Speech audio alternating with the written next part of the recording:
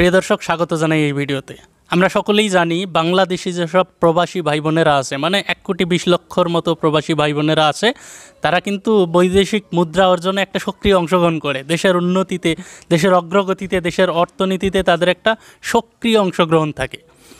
এবং আমরা এটাও জানি যে বৈষম্য বিরোধী যে ছাত্র আন্দোলন চললো, এই আন্দোলনের সময়ে তারা যথাসময়ে রেমিটেন্স পাঠানো বন্ধ করে দিয়ে এই আন্দোলনেও কিন্তু তারা সক্রিয় অংশগ্রহণ করেছে। তো এবার কি আমরা তাদেরকে আশ্বাস দিতে পারি না, তাদেরকে ভরসা দিতে পারি না যে বিমানবন্দরে তাদের জানমালের নিরাপত্তা থাকবে? তারা বিদেশ থেকে শখ করে যেসব দ্রব্যাদি ক্রয় করে নিয়ে আসে, যেসব স্বর্ণালঙ্কার থেকে শুরু করে বৈধ যেসব জিনিসপত্র নিয়ে আসে, বিমানবন্দরে সেই সব জিনিসপত্রের এক বিন্দুও যেন চুরি হয় না, এই আশ্বাসটা, এই ভরসাটা কি এখন আমরা তাদেরকে দিতে পারি না? নিশ্চয়ই দিতে পারি। এবং এই ব্যাপারটা অন্তর্বর্তীকালীন যে বিপ্লবী সরকার আছে, আমার মনে হয় তারাও খেয়াল করবেন যে বিমানবন্দরে তাদের সাথে যেন এক বিন্দু দুর্ব্যবহার করা না হয়, তাদের জানমালের যেন কোনো ধরনের কোনো ক্ষতি না হয়, এক বিন্দু পরিমাণ যেন ক্ষতি না হয়। এবং যদি ক্ষতি হয় তাহলে তার দায় কিন্তু সরকারকে নিতে হবে। আরেকটা কথা হলো, এতদিন যারা বিমানবন্দরে কাজ করছিলেন, কর্মরত ছিলেন, তারা কিন্তু এতদিন নিজেদেরকে প্রভুর আসনে দাঁড় করিয়েছিলেন।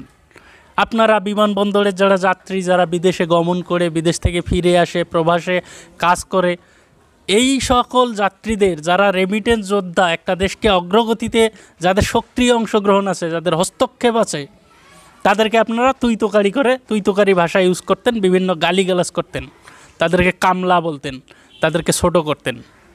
ভাই, একজন মানুষকে এমনিতেই গালিগালাজ করা উচিত নয়, তুই তোকারি করা উচিত নয়, তাও আবার রেমিটেন্স যোদ্ধা, যাদের এই দেশের অর্থনীতিতে সক্রিয় অংশগ্রহণ আছে, অর্থনৈতিক অগ্রগতিতে যাদের সক্রিয় অংশগ্রহণ আছে, তাদেরকেই আপনারা গালিগালাজ করছেন, ছোটো করছেন, তুই তোকারি করছেন। তো এতে কিন্তু তারা ছোট হচ্ছে না আপনারা। তো এখন সময় এসেছে বাংলাদেশের এই বিপ্লবী সরকার, আমার মনে হচ্ছে যে এই সকল বিষয়গুলোতে হস্তক্ষেপ করবেন। বিমানবন্দরে যেন একটা যাত্রী হয়রানির শিকার না হয়, বিমানবন্দরে যেন একটা যাত্রী অপমানের শিকার না হয়, বিমানবন্দরে প্রতিটা যাত্রীর যেন জানমালের নিরাপত্তা বিধান করা হয়, যেন তাদের কোনো জানমালের এক বিন্দু পরিমাণ ক্ষয়ক্ষতির শিকার না হয়।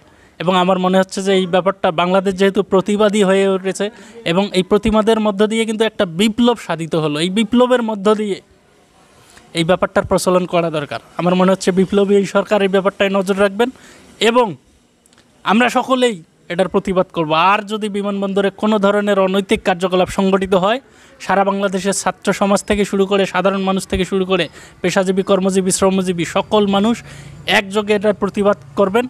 বাংলাদেশের বিমানবন্দরে যেন এই ধরনের অনৈতিক কোনো কার্যকলাপ আর সংগঠিত না হয়। এবং প্রবাসী ভাইদেরকে আমি আমার এই ভিডিওর মাধ্যমে তাদেরকে আশ্বাস দিতে চাই, তাদেরকে ভরসা দিতে চাই, আমরা আপনাদের সাথে আছি, সারা বাংলাদেশের মানুষ আপনাদের সাথে আছে।